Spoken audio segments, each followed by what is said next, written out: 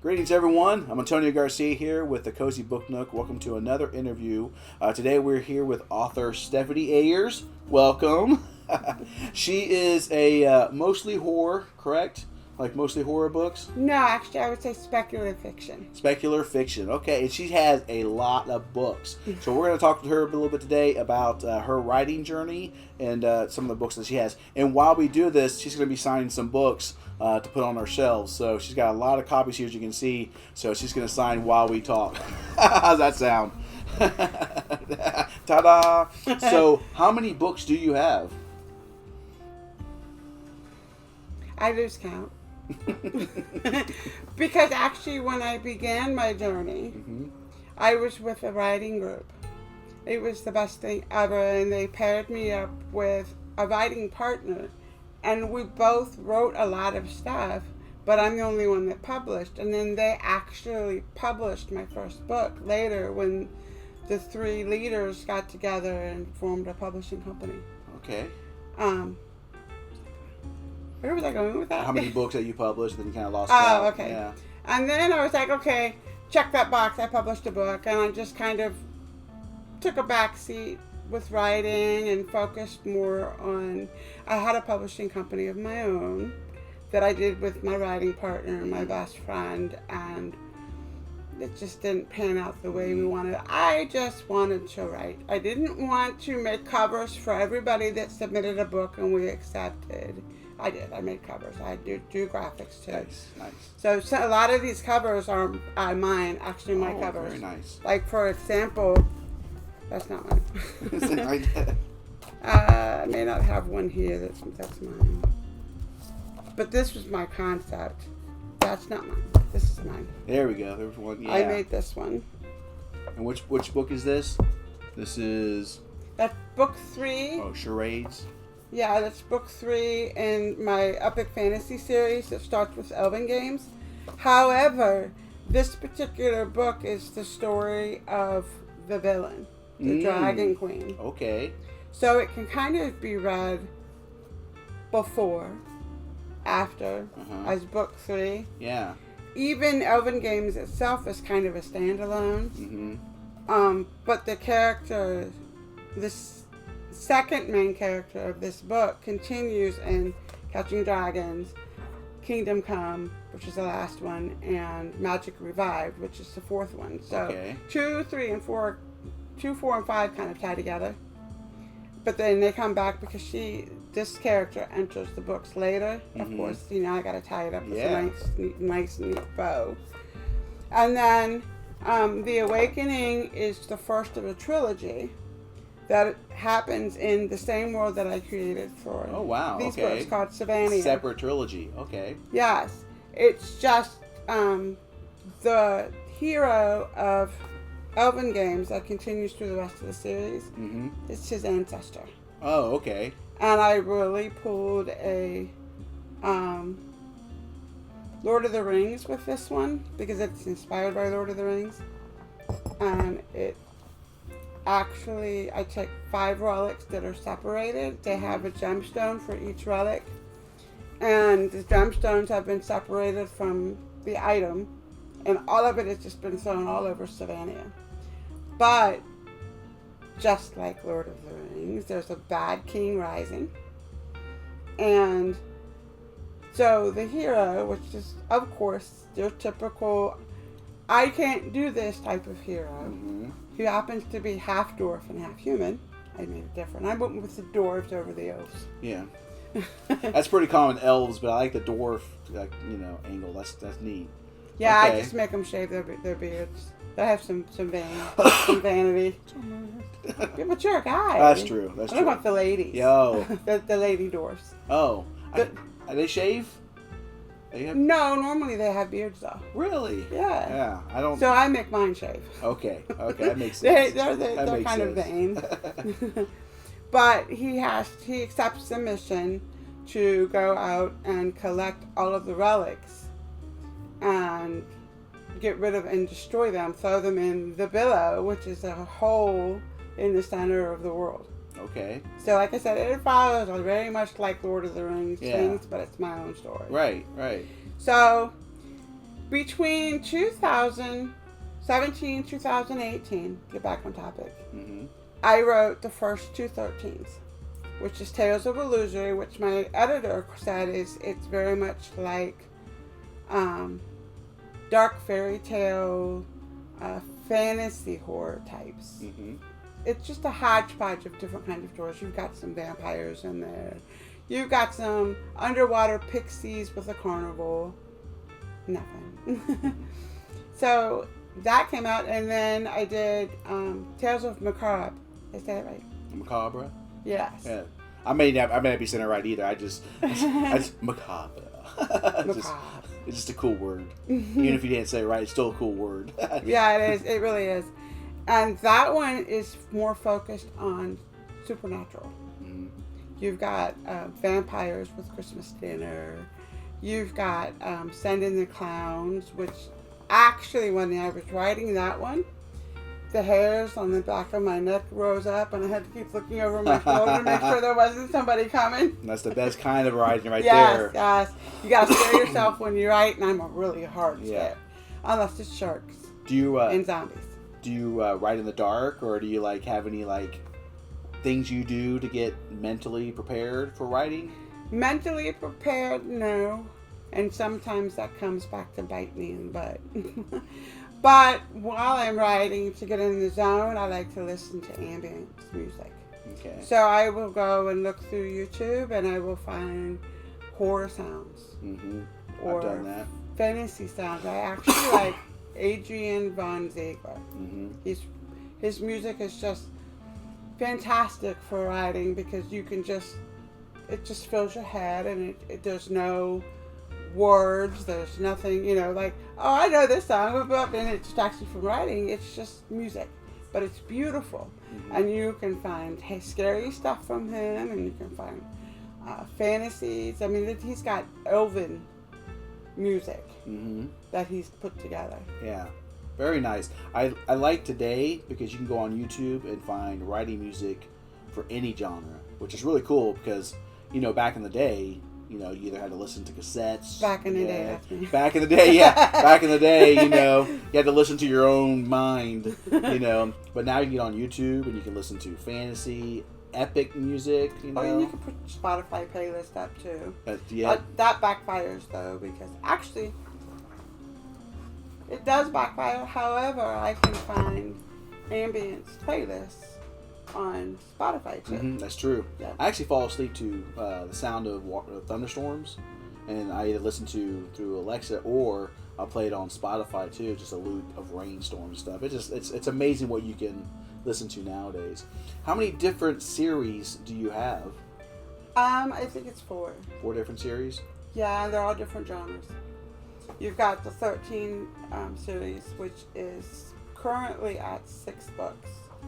I need to work on the 7th. Originally, the plan was to release one every October, around Halloween time. After the intense writing schedule I gave myself with my publisher between 2020 and 2022, which I think in 22 alone, I think I did 16 books. Wow. And the year before that, it was a little less, at least 1 to 2 a month. Right. But that's why they're this size.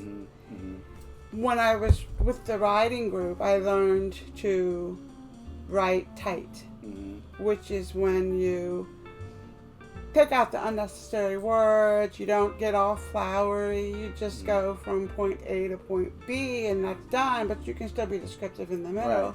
Plus, I wrote a lot of flash fiction for a while. For those that don't know, flash fiction is usually 500 words or less. Yeah. And I have actually competed in the New York thing. You know what I'm talking about? I don't. I've never done one of the competitions, but I'm familiar with flash fiction. I just posted my first flash fiction. Yeah, I'm trying to remember the name of it, because I did that one. They do several different contests every year. Yeah. And I did their 100-word drabble. Yeah. And actually, one of the anthologies that I'm in is a 100-word drabble. I can never find it, but it's in that book somewhere. Nice.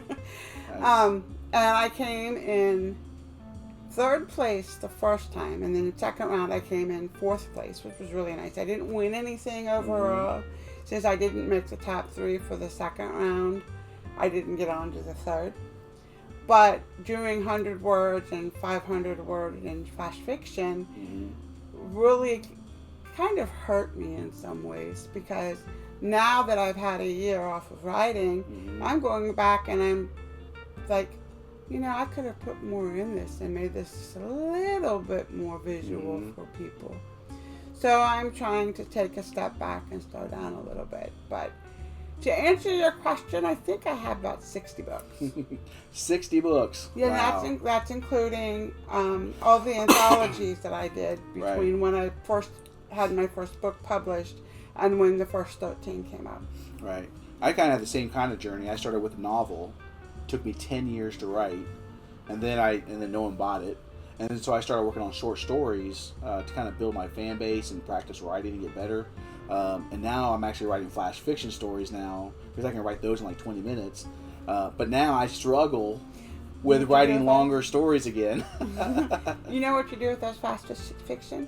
You put them all in one big book, and you just keep writing them, and you put them on a big book and publish them. Yeah, that's what I did. That's where the 13 came from. Yeah.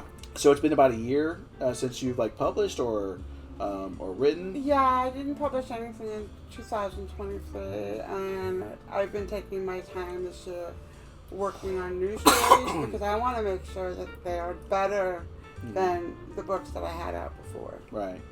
Because the further I get away from the flash fiction, the easier it is for me to see, I need to add a little something in here. Usually I write a story, and while I'm writing it, I go back and I look at the last chapter or whatever, just to kind of catch up. And then I send it into my publisher. I'm a clean writer, so so I'm not really catching some of the plot holes. I don't know if I really have a lot of plot holes in my writing, but I'm not going through and I could add something in here, something there. But when I was going through the book I just turned into my publisher, I went through that about 4 or 5 times to make sure, one, it's a Southern story. And I'm from Virginia originally, so that's why I talk funny. So Virginians. It's called Southern Fried Oleanders, and it's going to be coming out under a different pen name because it's not speculative fiction. Right. And so I did all the Southern things in there, and my alpha reader is from Iowa, so she is completely Midwest. She says, what does this mean? What does that mean? What does this mean? I can understand that, yep. And he said, it just kind of comes up as a surprise that she does what she does. So I said, okay, well, that's because she doesn't understand what a Southern woman is like. We're quiet. But then when you do us wrong, done. We go from 0 to 60 in less than a second. Yeah. Got that nice reserve, but then as soon as there's a hot topic. Well, of course, we gotta be proper Southern ladies, Got to. Until you're not. All right. So I had to go back through, and I had to figure, okay, I gotta put more Southern speak in there, so that it makes more sense, and you get some of that attitude, because just some of the things that we say bring out the attitude in us, So I just finished with that, and then I realized that she needs to say y'all a whole lot more often. So I fixed all the yous and yours, y'all.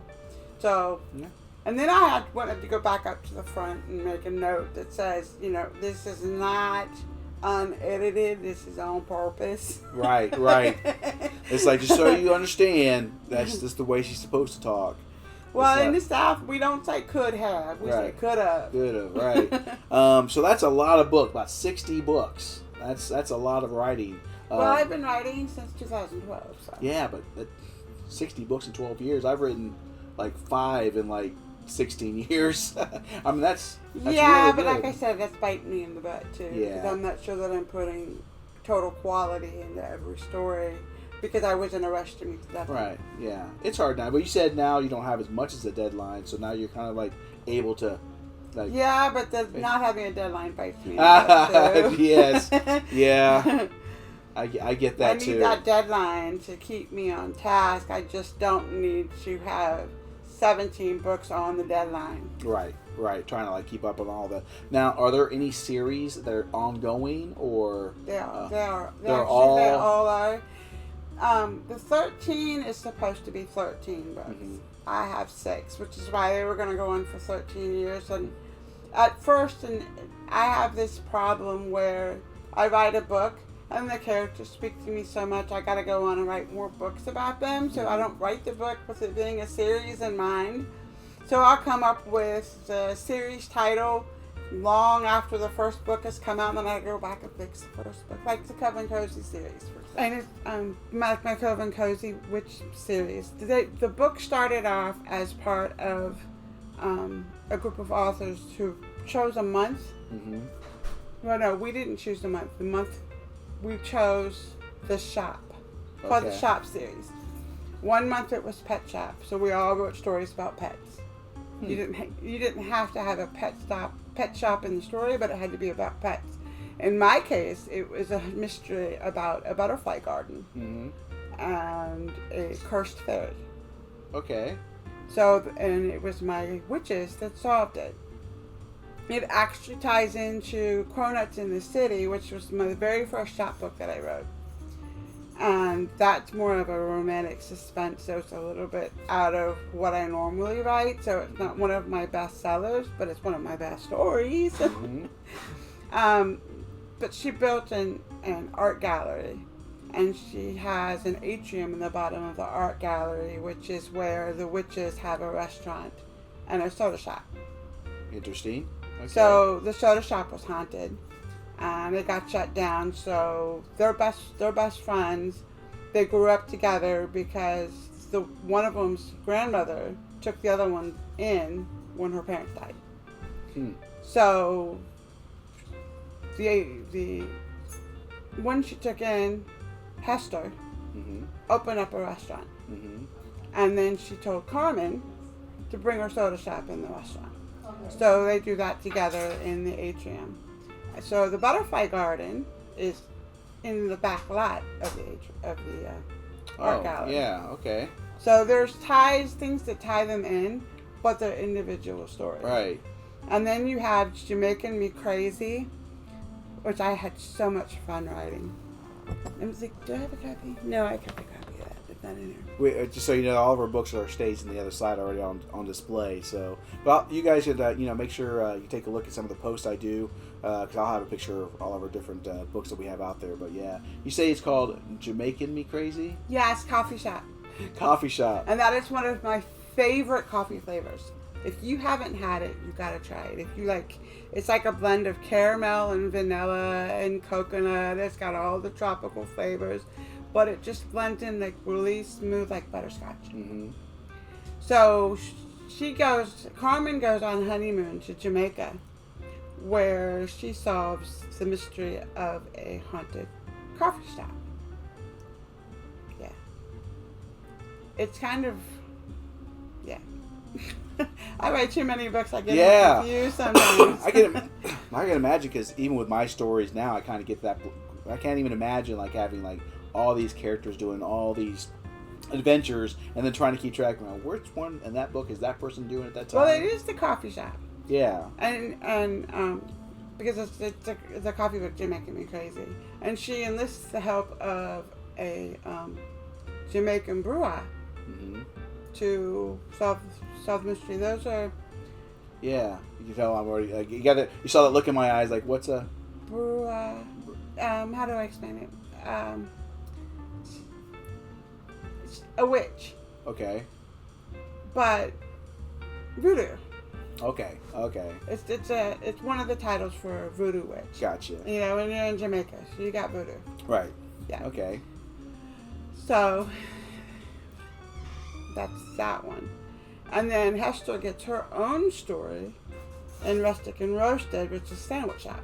Mm-hmm. So she's sad. Her and her fiance broke up. Carmen's in Jamaica, and she's sad. So her cousin invites her to come to Pennsylvania, Amish country, and visit.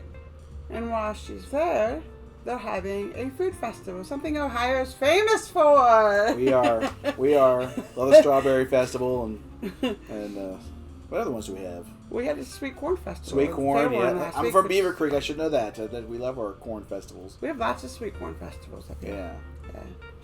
So she goes up there and she ends up stopping at a comedy club / sandwich shop. Interesting. Comedy club / sandwich shop. Nice. I love it. Something like that. It's a comedy club. Yeah. Well, because I had the idea for the comedy club, but it had to be a sandwich shop. And she discovers, when she goes to the food festival, she discovers the rustic pumpkin sandwich. Oh, okay. That sounds good. So that's why it's called rustic and roasted. And then it's got a green witch on the front with a big giant pumpkin. But the sandwich shop is haunted, of course. Mm-hmm. And so she's got to try to solve that mystery. But because Hester isn't an actual blue, which is what the family of witches are, they're the blues. Okay. That's why the first book is Blue Pops and Razzle Bombs, because Carmen Blue opened a soda pop shop. And Hester's last name is Razzlebaum, so her restaurant's named after her. Right. So she's not an actual blue. She was raised by Nana.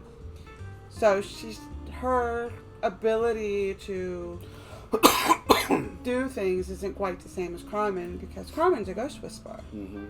Her specialty is being able to talk and communicate with ghosts. See, it's coming back to you. See, now that when you start to discuss, the characters will start to come back into focus again. I love it. Wow. It's and they're kind of like individual stories, but they kind of interact with each other. Because the characters carry through. Right. Yeah. But one becomes the primary character in one story, and then a different character in the other, or they each have. Well, Carmen has to making me crazy because she went on honeymoon and Hester didn't go on honeymoon with her. Right. I don't think her husband would have appreciated that too much. Don't know till you try. It's Jamaica. We are talking about men here. Yeah, that's true too. There's a lot of truths there. And then while she's in Jamaica, Hester has a big fight with her fiance, so she has her own little story there. But then in Horny Confections, it all wraps back up.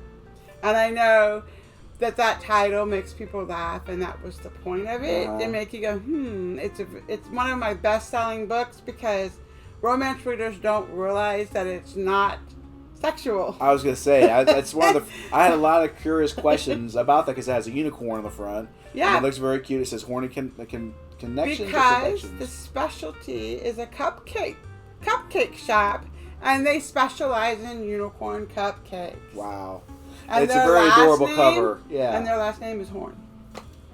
Nice. So they call their cupcake shop Horny Confections. That's a brilliant name.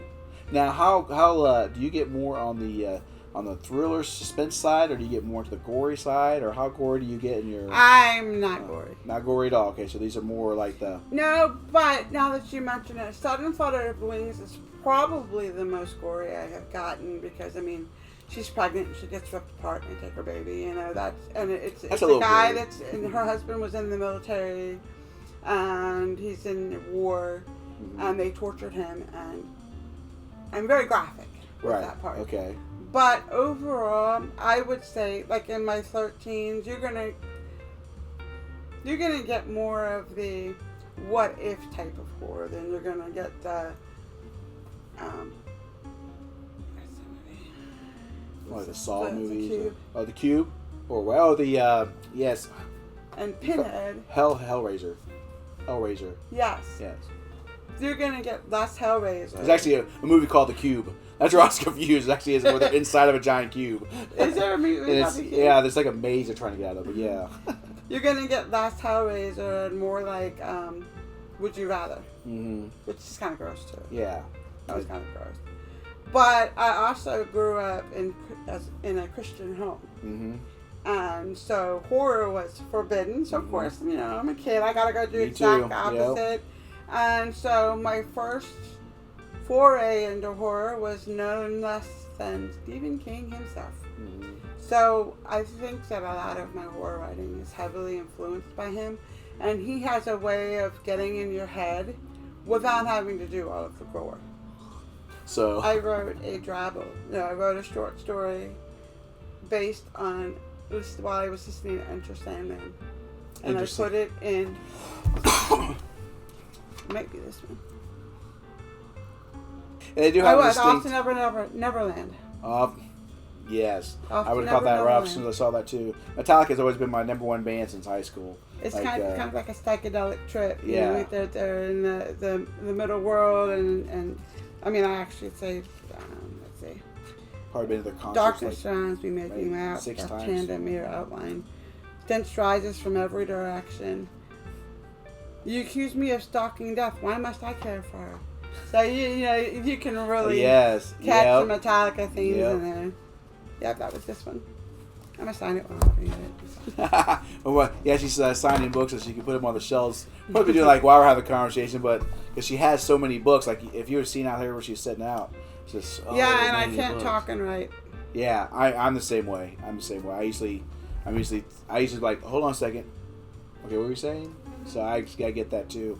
Well, but at least I can say that I talk as much as I write.